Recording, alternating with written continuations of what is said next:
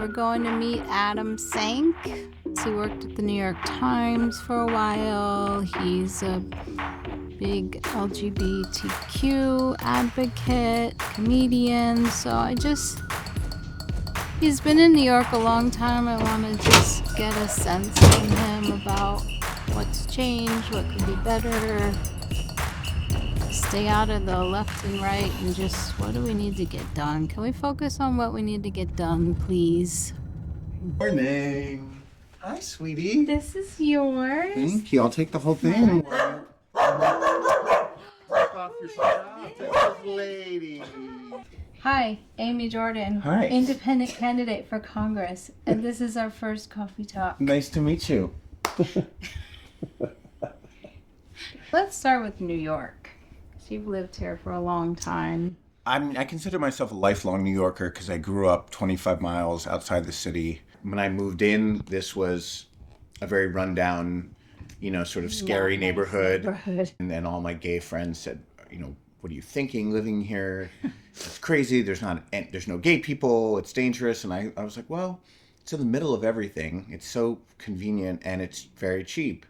And 3 years later, I bought this place and it was starting to get a little gayer and a little less scary. And so that's sort of the way it always happens in New York, right? Like the gays move in, we make it pretty, gets better. and then it gets too pricey for us, and we find someplace else. But gentrification is great for those who get here first, and then it becomes terrible for working New Yorkers who can't afford it. And I think Manhattan has become a borough for only the rich and the super rich, and that's no good. So I have a journalism background. Originally, I went to Columbia for J School, and I was a TV news producer for 6 years at Fox News. Don't hold that against me. And that was dong dong. You have to do the ominous music there. But anyway, after 6 months there, I was like, I'm burnt out. I hate this. I can't do it anymore. A friend of mine just coincidentally was like, I'm at the New York Times. I can get you a freelance job. And then I tested positive for HIV. And I was like, I need health benefits immediately. And I literally went to my boss at the Times and I was like, I have HIV. I need health benefits. And they were like, we'll find you a job. And they made me a full-time clerk. And then within like a year, I was basically running the arts section. I was the administrator of the arts desk, which I loved. The best job I ever had. Oh my God. But then I met the sailor in San Diego. It's always about the boys. Well, Rob, it's all your fault. Segue, actually, because healthcare is what tipped this all off for me. Everyone will know the story how I went to the pharmacy and I've had diabetes for 52 years and my insulin was suddenly not covered and they wanted me on something else because it was in their formulary and the poor pharmacist, is not her fault. And I said, what? 600 and so this having to work now for health care is then the Affordable Care Act was a huge improvement. Mm-hmm. And look what's being now done to that. It, yeah.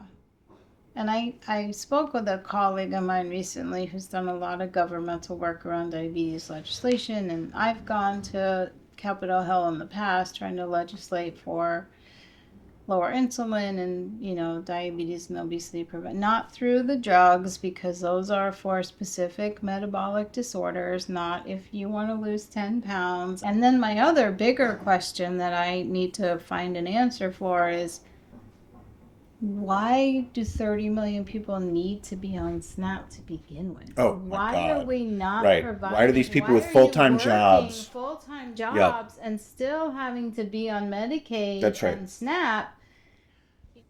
I will tell you my number one pet peeve. There are and I'm not telling you something you don't already know, but there are so many vacant buildings just in this neighborhood that have been vacant for years. Right down the block, there's a building where Starbucks used to be. And it's a residential building. The ground floor was the Starbucks, and then there's like 3 stories above it that are empty apartments. The apartments have always been empty, but the ground floor was a thriving Starbucks for years and years and years. Starbucks left because the building was condemned. It's unsound. It could fall to the ground at any moment. Whoever owns it has never brought it up to code. So it has remained vacant now for 15 years. Wow. And however many years before that, the apartments above were vacant. It is on the corner of 47th Street and 9th Avenue. It is prime Hell's Kitchen real estate.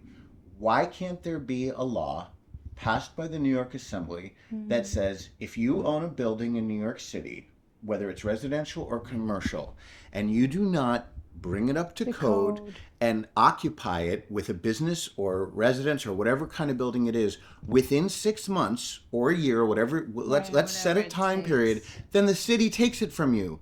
Period. Actually, the end. Why can you own a building forever that remains vacant? How does that serve the city? Both commercial and residential and they're all getting tax abatements and there's no pressure and I'm sure Starbucks didn't want to leave. Like, I don't blame Starbucks. They had a great business there. That was the most popular spot for everyone to like bring their laptop and, you know, this was the theaters here. Yeah. Shows. And that building has remained unoccupied since then. As you're saying, of artists, entertainers, small business, freelancers to unite us and how that's under such massive attack. So how do we what's your experience with that as an artist in your own life? Obviously, arts education, I think, is high on my list. So precious and so important. I was never an athlete, but I think sports are obviously hugely important for kids who gravitate to that. Being on a team and learning how to work as a team and discipline and practice and just having something to do after school other than to sit in front of a screen. Fran Lebowitz, in one of her documentary specials, she says, when you're walking down the street like this, she says, that's where you are. Mm-hmm. You're not out here. Mm-hmm. You're here. She goes, that's why I've never gotten one of those phones.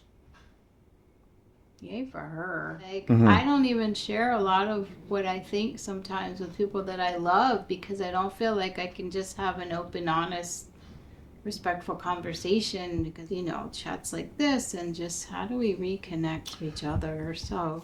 Well, one of the most important lessons I ever learned, and I learned it way too late in life, was it's more important to be happy than to be right. Exactly.